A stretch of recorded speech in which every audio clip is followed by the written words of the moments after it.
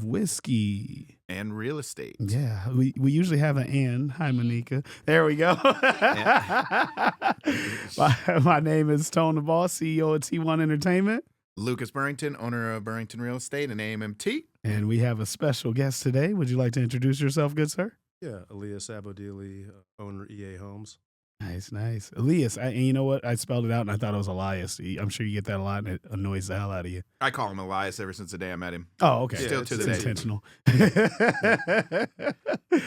All right. Well, we're going to get into a nice introduction of who you are. We may have some tequila coming in later. Shout out Tequila Bob, who will be featured on the next episode. But right now, what are we sipping on? So I haven't even sipped it yet. So this is one that I've been waiting to bring out. It's I've seen it in places. I've heard good reviews about it. It's Angel's Envy. This is made in Louisville, Kentucky. Nice. It's a single barrel match that's actually in a wine barrel. Okay. So it's going to have a little sweeter taste to it.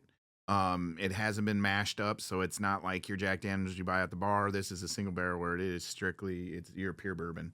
So I'm excited to taste it because I can't recollect ever having a whiskey that has a wine barrel taste to it. So, and what's crazy, because I've been going back and getting clips from all the other episodes, and like a lot of the whiskeys we get or bourbons are from Kentucky. Like, is that just like the home of bourbon? Is that why I'm tour guessing must be there? Like, yeah, I'm guessing. And this is, I mean, we've been talking and we say it every episode about this bourbon tour we're going to go on, this whiskey tour we're going to go on. And it starts, I believe it starts in Louisville and then reaches all the way up to Nashville area. And so now before this podcast, I wasn't a big whiskey guy. And now I feel like I've tried over 20 different whiskeys. Now I want to say Elias. Yep. Elias. You're good. Yep. You're good. Are you a whiskey guy? Used to be. Okay. Do you have a preferred or a favorite? This is good. Not really. I try a bunch of different things if I get in a whiskey mood. Usually anything that's more than $20-$30 is usually okay. All right. So there's some whiskeys that you will not dabble in then. This is a higher end whiskey. So this is one of those $55 to $65 bottles whiskeys.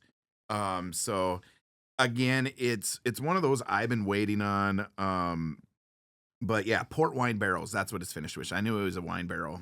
So port wine barrels, so that's where that little sweeter bitterness that comes into it. But that's also what makes it smooth. It takes away the burn taste of it. Nice.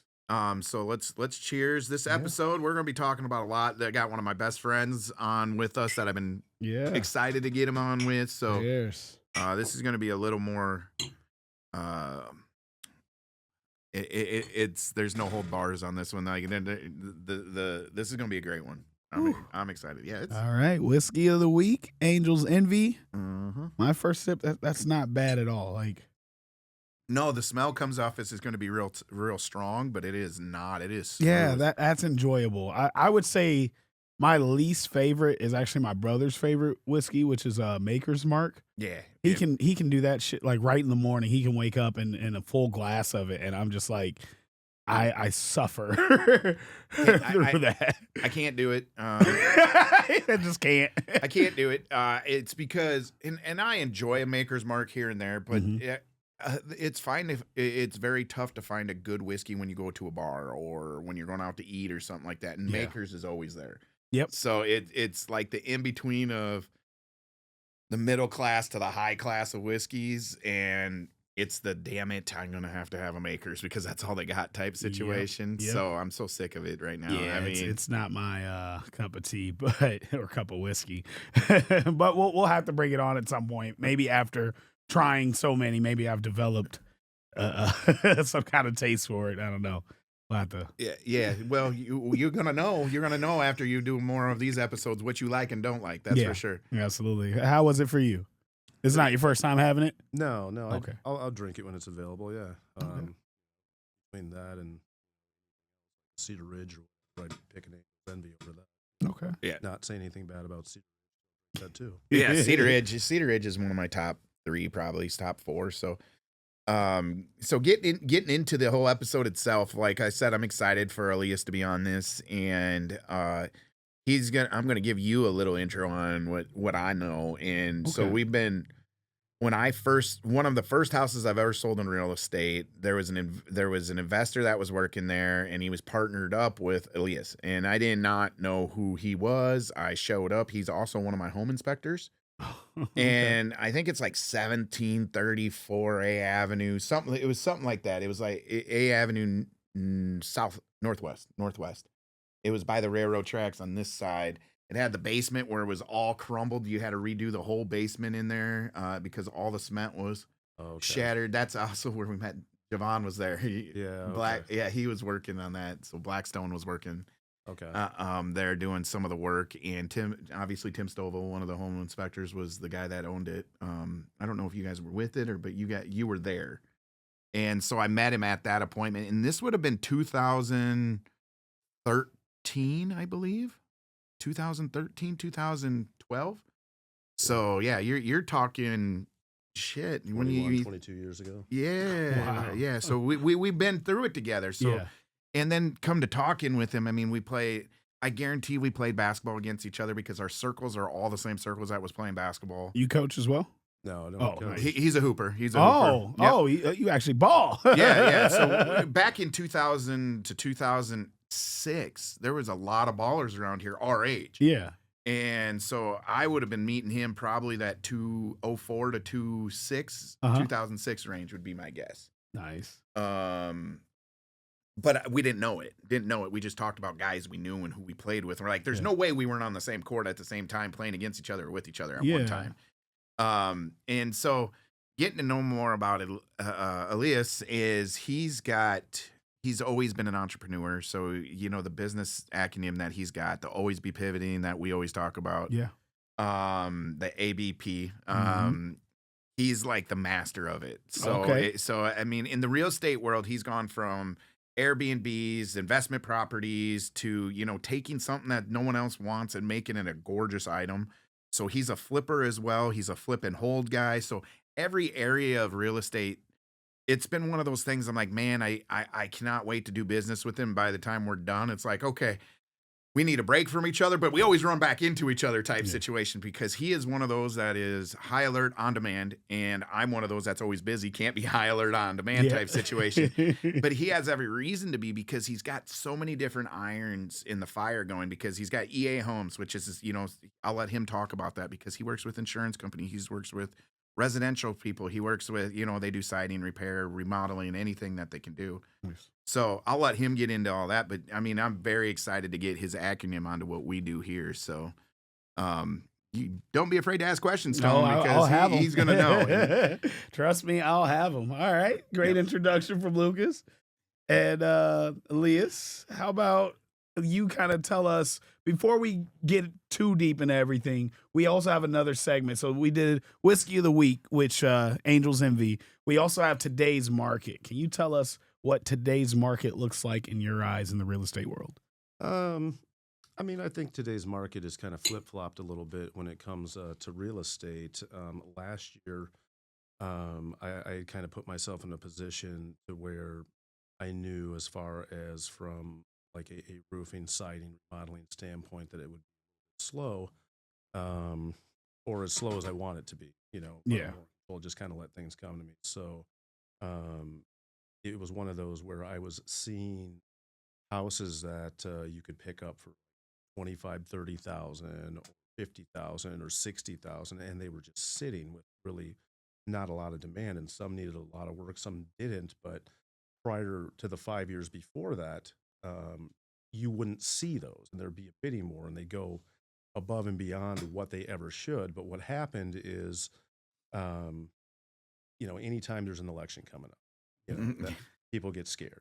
Yeah. Okay. yeah, And I like it when people get scared. We talk Yeah. about that. Yep. So when people get scared, they either hold on to things or try to get rid of things. Yep. Okay? Yep. And then they don't buy things.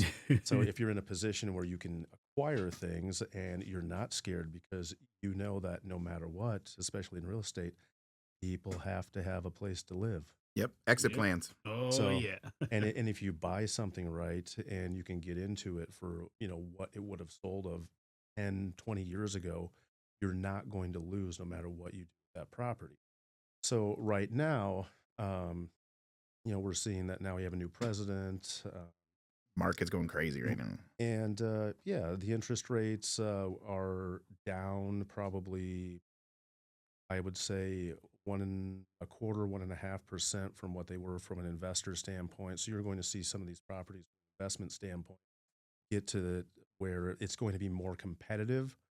Um, and from a buyer standpoint, you're going to see where it's going to be more manageable, where it's back to where, okay, now that everybody increased their rent prices, this is still manageable for me to buy a home. Right. A home own. It's just a matter of what we can afford, and in hopes that, of course, the interest rate goes down at some point. So, um, I still would say it's a very mixed market because there's still some uncertainty out there. We don't know what the president's doing from one second to the next. He's done more than I've seen in the last 4 years in 7 days. 7 days. True. It's true. Good, bad, and indifferent. Yeah. So Yeah. He's very active. we just don't know, and I think that is part of the uncertainty as well too. We've got Elon in control of our retirement and people's pensions or whatever the case may be. We're given this guy that can manipulate Bitcoin in the blink of an eye, snap of the fingers, all while he's putting these time bombs in everyone's garage that he can control and drive everywhere. And make an android. I've seen Terminator 2. Like, at what point do you not learn from your mistakes? Or iRobot. God, Yeah. you see Yeah. that? Oh, The way Will AI's Smith, going, yeah. dude. So, where's it at? I don't know any more than you do. That's awesome. So we listed a property on Friday, first day of showings, first day on the market. It's a duplex, a $255,000 duplex, and that's a very high price duplex. So it's a nice one. I'm thinking, man, it's going to go one or two ways. It's going to sit here forever. It's priced at the top of the market, and I'm going to know what the market's like right now. Yeah. So the minute we put it on, though, we had 9 showings. Like I'm saying, within the first hour of scheduled showings. So we decided, okay, we're going to make bulk showings. Yeah. Don't care what your guys' schedule likes. 11 to 12 is when it's open. This is when you're going to do your showings because there's tenants on both sides. So it's full. By Saturday morning, I had 5 offers and 2 which were over asking price. What? So I'm just like, oh, this is where we're at again. Yeah. I mean, this this is where we're at. I mean, not only was it it was a nice duplex. On top of that, it was high priced, at $255, and to still get overpriced bids or over the cost. Exactly. There was an escalation clause on this thing up until $275, and an escalation clause is something that they're bidding against other people. They're aware they're bidding against other people, and the escalation clause goes up to a certain dollar amount that they're willing to pay. So if the price was, and they had it in there plus $1,000. So if it sold for $260, they would pay $261 for it, all the way up to $275. They were just going to outbid the next person all the way up to $275 by $1,000. Oh, so man. This is eBay for houses. But this is how it was 3 years ago too. And I mean, 3 years ago, and I'm telling you, for like, you would have. And Elias could speak to this on this, because you would have a good investment property that'd go out there, and there'd be 15 people putting offers in the first 24 hours when the market was hot. And you were waiving inspections, you were putting escalation clauses out there, you were doing some silly stuff that you regretted. Yeah. Which this last low in the last year and a half has been nice, because you got back to inspection. You were certain of what you were selling, that property was going to be good for them for the next 5 years, where your buyers are buying stuff without inspections. You're just like, okay, well, let's hope that what they say on that property disclosure is right, Man. So in investors, they have a really tough time filling out property disclosures. I mean, getting them to fill out a property disclosure because they've never lived at the property, a majority of them, so they can't tell you much about it. And they're just like, no, no, no, no, no, no, throughout the whole thing. Any problems? No. Any backups? No. Any of this going? No. Unknown, unknown, unknown, Unknown, unknown. And we got to coach them right away. Like, if you don't know, don't answer it because Yeah. you will get sued for saying No. no And or there's a yes, clear yes. flooded basement. Yeah, so yeah, the market's been interesting. I think the market's is bouncing in the right direction, Nice. but there's a lot of activity in the market right now that can swing it the other direction because there's not enough to sustain a 6.25 interest rate right now. Because there's still a lot of people sitting on 3% interest rates that don't want to move, don't want to sell that at 3%. Yep. So you're going to have an influx in buyers right now that have been waiting for rates to drop to buy, but there's still the inventories was at 1,042 yesterday. Mm. So residential properties, go back to all of our episodes. We talk about how many houses are on the market. We're at 1,042, which is one of the lowest we've seen since COVID. So just a month ago and 2 months ago and 3 months ago, we built that inventory back up to 1,100, 1,125, which was still half of what it was in 2022 and 2021. So as of today, there was 1,042 houses on the market for sale. Here you go. When you got 500 plus realtors out there, I mean, I'm telling you, it's there's still not enough inventory. So open market, I would always say over the last couple years where there was a lot of bidding wars, investor to investor was awesome. It was great. It was because you could disclose a lot more and you weren't getting a bidding war. Open market right now, if you got something decent, go open market with it because there's a ton of activity on it right now. Nice. And I'm never for the open market, but right now I am. It's working. Because there's no inventory out there. So it's like an investor sale almost. So. All right, Elias, give us a breakdown of what exactly you do and how you fit in this real estate puzzle we live Well, it's been 20-ish years that I've kind of dabbled in real estate.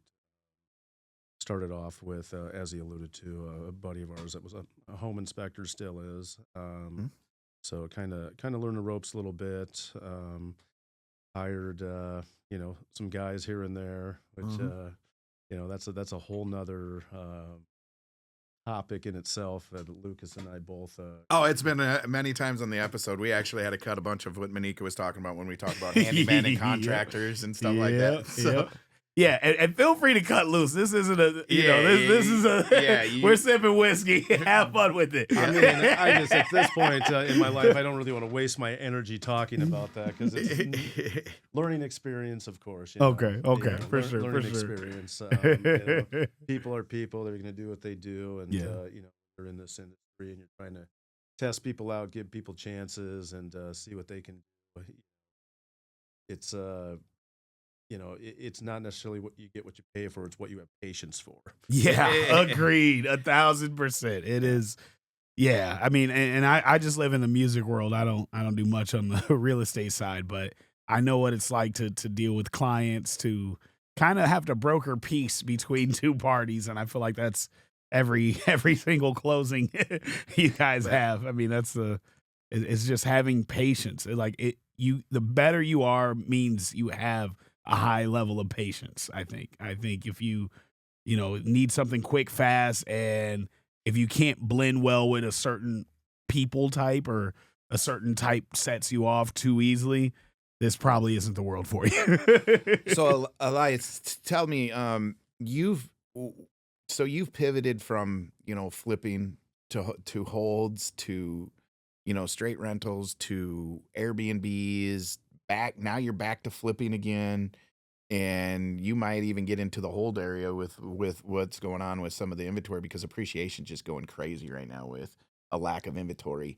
And where do you think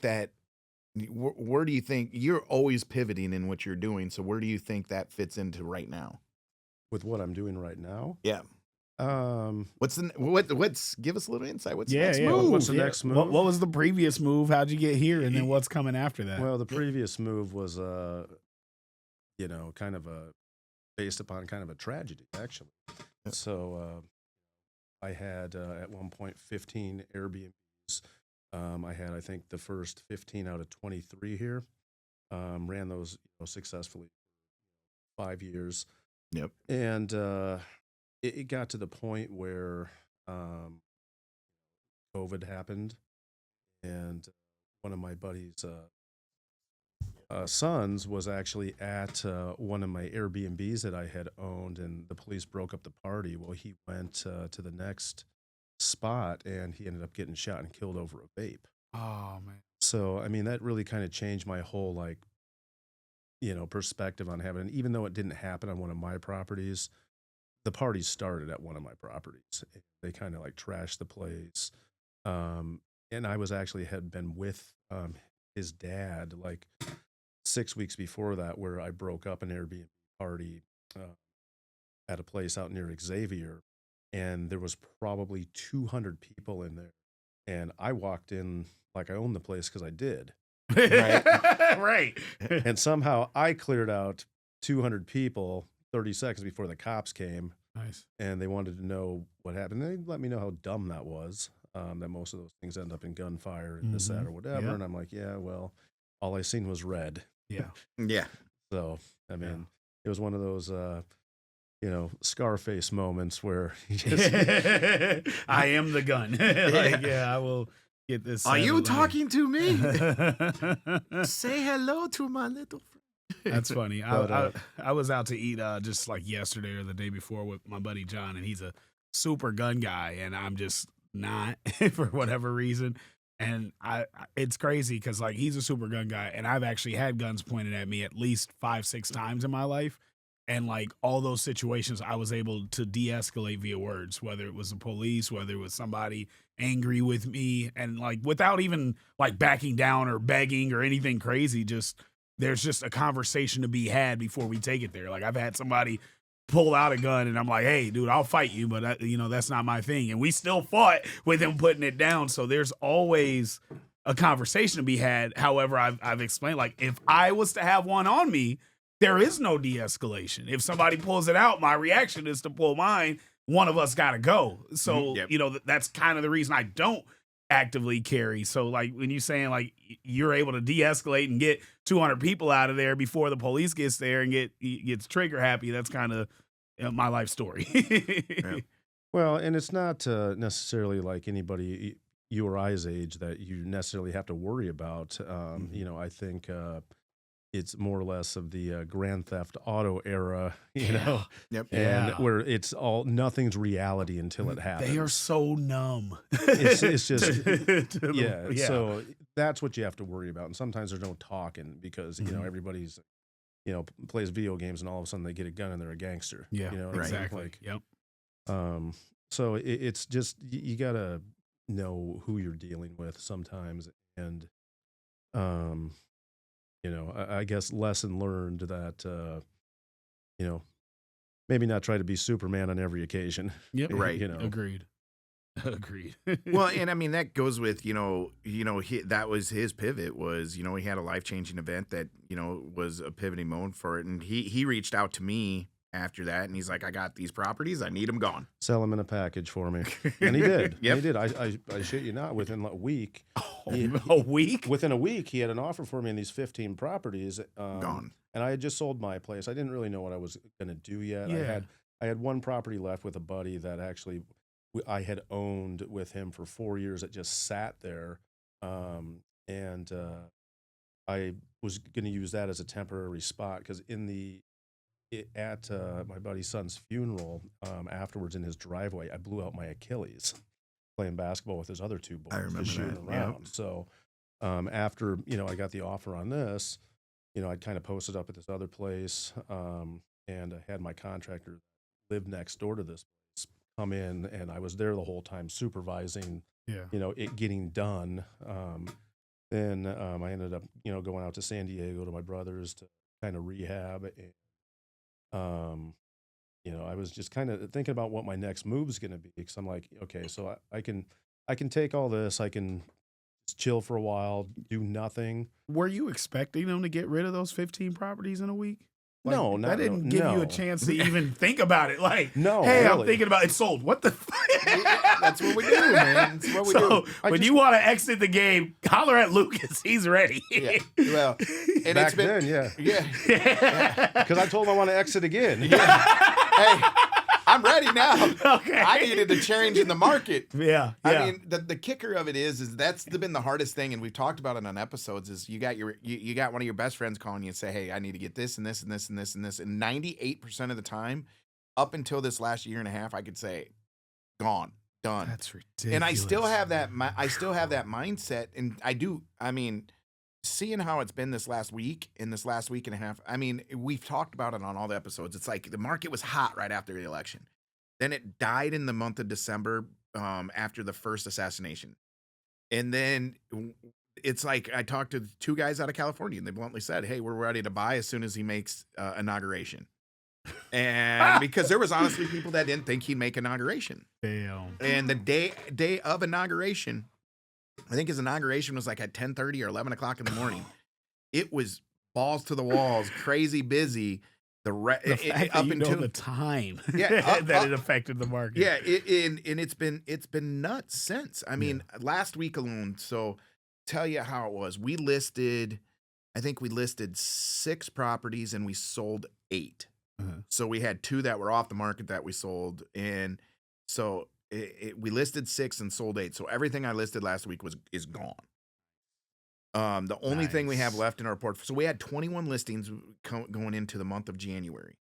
We got rid of all 21 except 2, and now we're back to having 9 listings because we've added some new ones this last 3 weeks. So it's those ripples in the lake, man. We've talked about it, man. The ripples in the water. Throw that rock and see what comes out of it. But it I mean, affects you got all of 8 us. that aren't on market right now. No, hey, I'm getting to the point where we're just the investors are hungry now. They are so hungry after the inauguration. So we're ready to go. And him and I will talk after this because we're ready to go on this. Nice. And we the kicker to what he's done, but so he's pivoted out of the Airbnbs now, and I mean he was killing it in the Airbnbs. He's the only guy that I've ever met that's ran Airbnbs as a business successfully. Now you got the emotional attached ones where people will have one here and one there, and they'll do all right with it. But he made a business out of it. Well, talk to us about that because I hear obviously it's a booming industry, but I didn't think Iowa had that, and then they were like, dude, the registered nurses, the traveling nurses, and whatnot. We kill it on that end of it. Yep. I didn't either, to be quite honest with you. So I started off with my house, and I was staying with a girlfriend at the time who I did her house for. Nice. We kind of went on the deed together, helped build her credit, things of that nature. Until it was time to have her buy me out and so on and so forth. So in addition to that, I put people in houses with down payments, gifted them equity, fixing them up. Nice. But they're usually people that I trust and things of that nature. So, you know what I mean? Because that's risky too. Like I've thought about that. Like, God, what if I did. Obviously, a lot of us do. We buy a house with the wife, and then divorce comes knocking. You said like you're staying with a girlfriend. I'm like, dude, I could only imagine. My stints last anywhere from 3 months to 2 years. It wasn't intended on being that way. I'll just put it that way. Okay. I never really felt like I had my own home. My credit is a 500. Can you help me? Yeah. You know what? Yeah. I'll get you the brand new car. I'll fix your credit, get you in a brand new house, and put you in a position. And then once that happens, you're the asshole and you're gone. It's true. That's so trash. Hey, it's so true. That's the story of my life, man. Yeah, it is, man. It's so you would have never, and it's without all me. the things you did to them. Yeah. You want to talk about the pivoting, always be pivoting on this. So we're pivoting in a relationship now. I'm chasing the 780 credit score that has no money. That's where I'm pivoting at. Oh Lord! I need to get a 4th camera for Manika's reactions. Yeah. We're always pivoting when it comes to that. So Golly. no, that's like you said, it's taking a big risk of a story I'm sure we've all seen multiple times. Yeah, but in the meantime, while that dragged on for a hell of a lot longer than it should have, Yeah. I was able to test the waters in this Airbnb shit, right? Yeah. So I tested with my place, and I was like, stay at Cedar Rapids, Iowa. Okay, maybe this is a fluke because it's a nice place. Right. Then I got my next place. I'm like, this place isn't that nice. Yeah. You're right. I'm like, I wouldn't rent this Airbnb. Yeah. I may own it, but I wouldn't. This neighborhood looks a little sketchy. Yeah. But I got an 85% occupancy rate. Yep. Nice. Okay, well, what if I get another one? Mhm. And another one. Yeah. And cap Oh, stack. and another one. Yes. And another one. And then all Said of a that sudden, same thing when the checks came in too. Another one. yeah. But the trick to that was, you really got to be on top of it. So if Yeah. somebody has a question about their ice maker or something at 2:00 in the morning, you know, when you work for yourself and you're trying to build something, you know, there is no clock. So whether you have a full-time job, if you have a goal in mind and you're trying to, you know, work towards something, that clock doesn't exist. If you're tired, drink a Rockstar. You're still tired, drink 5 more. Facts. Yep. You know what I mean? And that's what I did. You know, Yeah. I worked my ass off around the clock for a lot of years. You know, I had a full-time job in addition to doing that. And, you know, I like nice things. I like to travel. I like, you know, I like what I like, you Right. know? And if you'll know if I don't like you. It's true. It's true. I like what I like, and you'll know if I don't. But in his world, and this is where I've always respected him, is knowledge is everything. Yeah. So he's one of those that is he overlooks and overanalyzes the market until he knows it like the back of his hand. And so where he's at right now is like when he comes into my office and talks to me, or when we should go out and have a drink, or we get the opportunity to actually sit down and chill out and talk. I'm speaking to someone that knows the market, that already knows pretty much the answer to what he's asking me.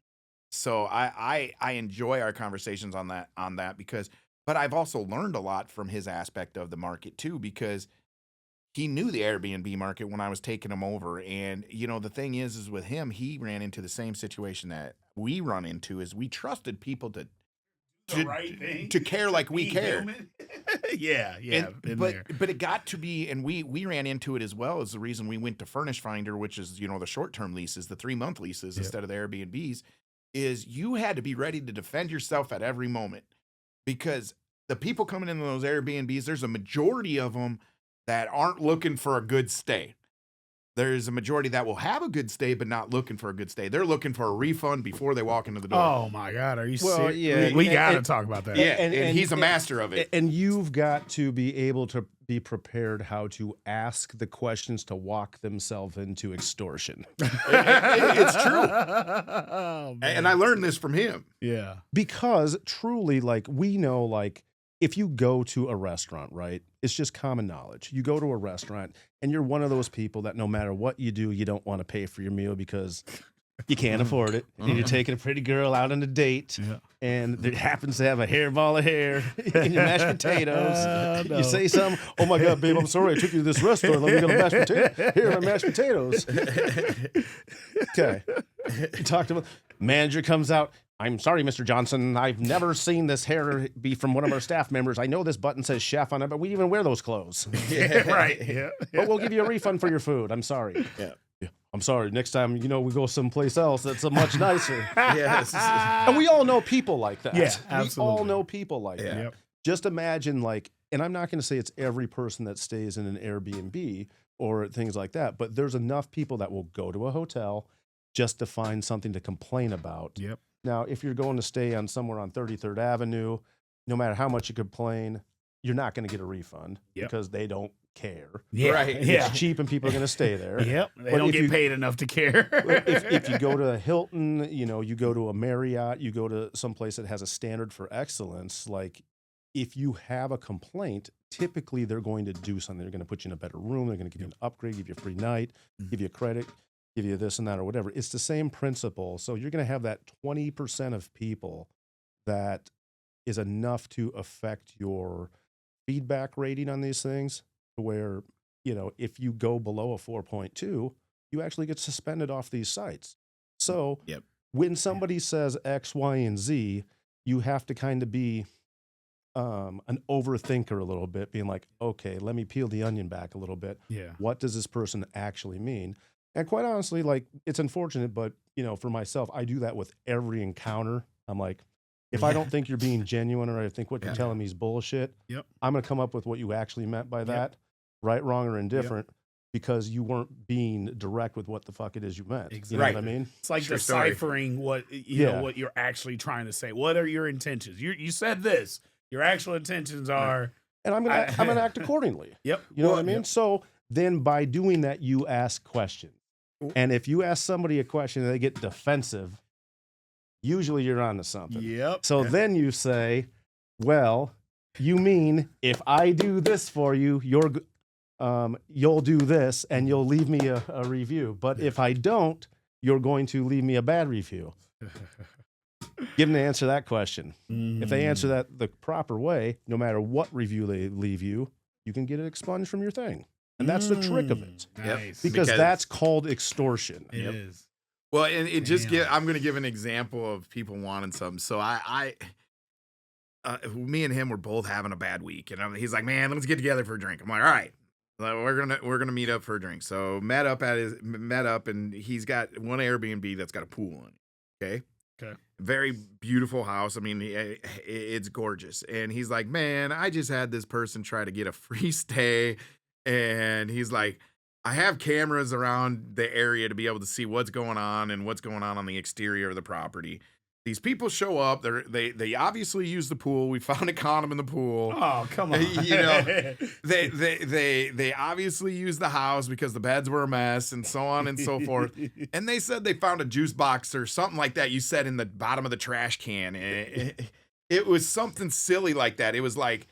And he's like, God damn it, I knew my son left a fucking juice box around, something like that. And they were trying to get a free stay out of it. And he's like, man, he's like, Lucas, what? I called him and I'm like, hey, man, you did this, and this I know of. And you're trying to get a free stay. And I'll let you fill in the blanks on that. But that's some of the examples. And then, you know, then they're obviously, you know, after they used every square inch of this house, you know, and 6,000 square foot house. Yeah, we're talking 6,000 square foot at this point, you know. They might have stayed 6 to 8 hours, but the whole point was to go there, have drinks and have a pool party and this, that, or whatever, and find something to complain about, in hopes that I would actually give a fuck if you leave me a bad review. Well, the reviews work both ways, right? Like, you can review them as well. Exactly. You can. Exactly. But, you know, I'd been doing that long, and this is the second go around here. That's within this past year, what he's talking about. Yeah. So, I have learned that I really don't care what you have to fucking say. I'm not going to kiss your fucking ass anymore if I know you're full of shit. I'm going to tell you like it is. I've been doing this too long. And what are you going to do? Charge back on your fucking credit card? I mean, at the end of the day, I got before and afters. I paid for cleaners before and after. You know what I mean? And, you know, if you submit that shit to, you know, the site that you're, you know, hosting through, they'll put that on your behalf. And that would be like going to a hotel for a week, then all of a sudden complaining. It just doesn't work that way in any universe. And these morons, they think they can do that.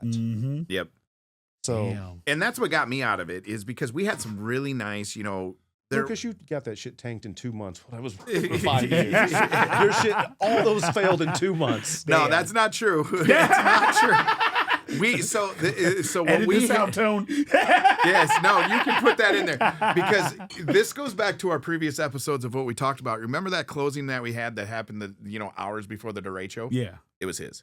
What? It was his. Yes. Oh, yes, man. It was the big that package. was the package of. Yes, I guess if he's talked about this. Yes. That's crazy. So we took all of his stuff from Airbnb into short-term rentals, because everybody was misplaced. Yeah. So he's right. I did tear apart the whole Airbnb business. We tried to keep a couple Airbnbs, but man, they're a pain in the ass. I mean, I remember Todd and I having to show up at multiple houses at 829 10th Street. It has a unique layout.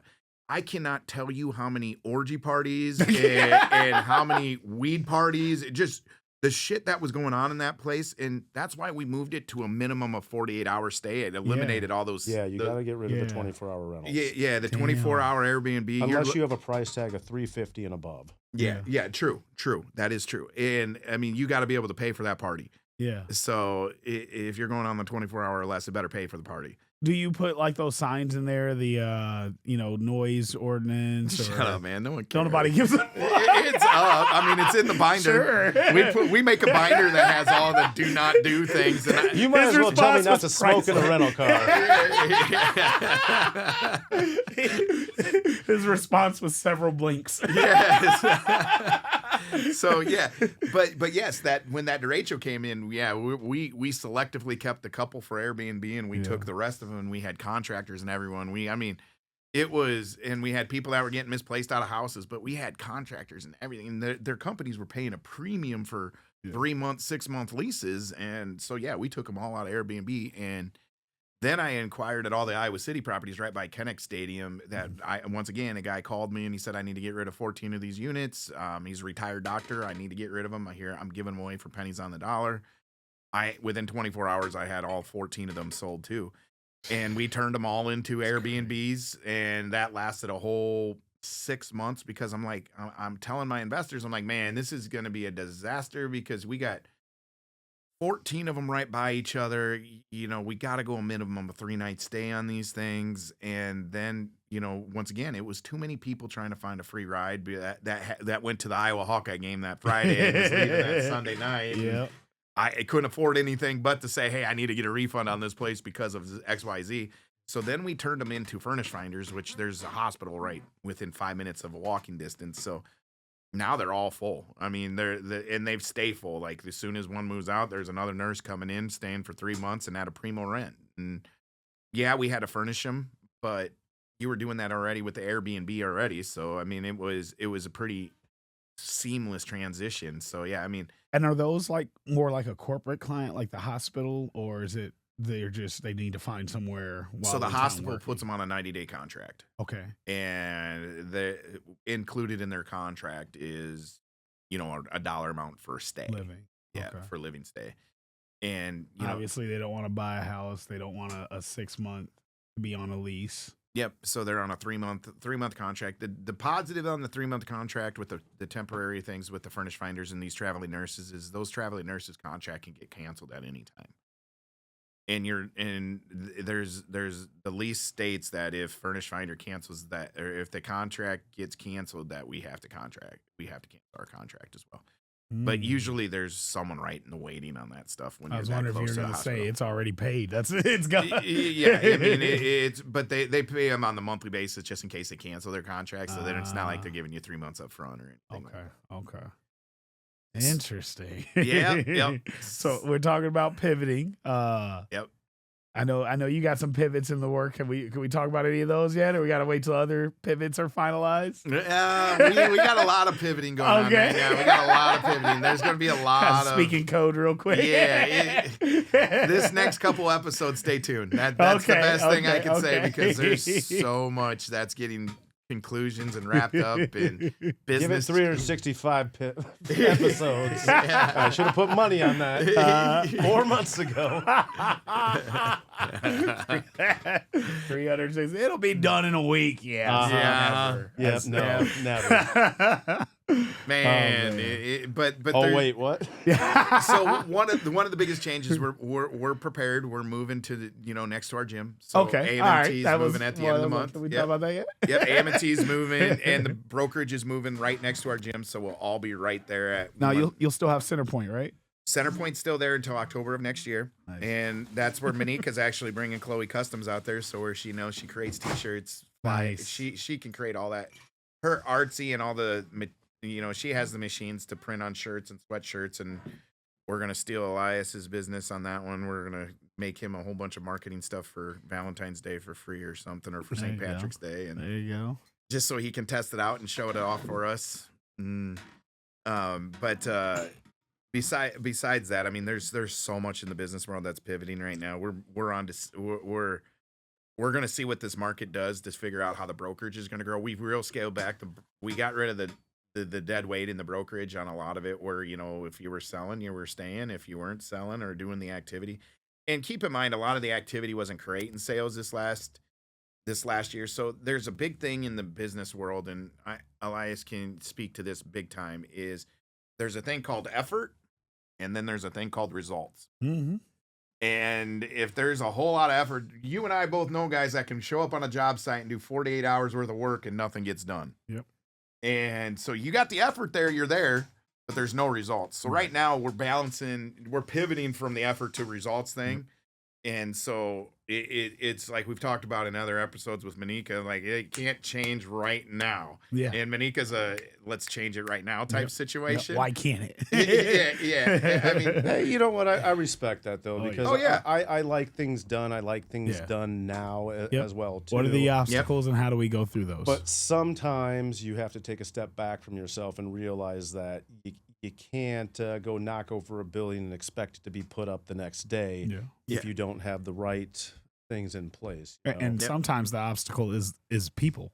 And those aren't as easy to knock obstacle. over as buildings and rebuild. That takes a lot of building, and you know, you got to see if, all right, is this something we can fix up? Can I think we all renovate three of this us, person? Yep. I think all three of us, we're all fixers. Yeah. So we all think we can fix people. Yep. And we all see the greater in people. Yep. I mean, you deal with it. You deal with it. You and I have so many of the similar stories. Like, man, I know there's the potential's there. If I could just get him off drugs for the next 3 months. I mean, there's been guys that you hire in the contracting field. You're like, man, you got to stay clean for the next 60 days. Yeah. I just need this project done. Stay clean for the next 60 days. Yeah. And because right now, where margins were this last couple years, you couldn't hire the done and done companies and so on and so forth, because they're charging $120 to $100 to $300 an hour, depending on the job. And we need those $40, those $25 an hour guys. And I mean, you just don't know what you're going to get on that. And I mean, so you all three of us can vouch that we've had to pay too much to clean up after people. Oh yeah. Oh yeah. I mean, and that's the business we're in, though, and you got to be able to pivot to that next guy.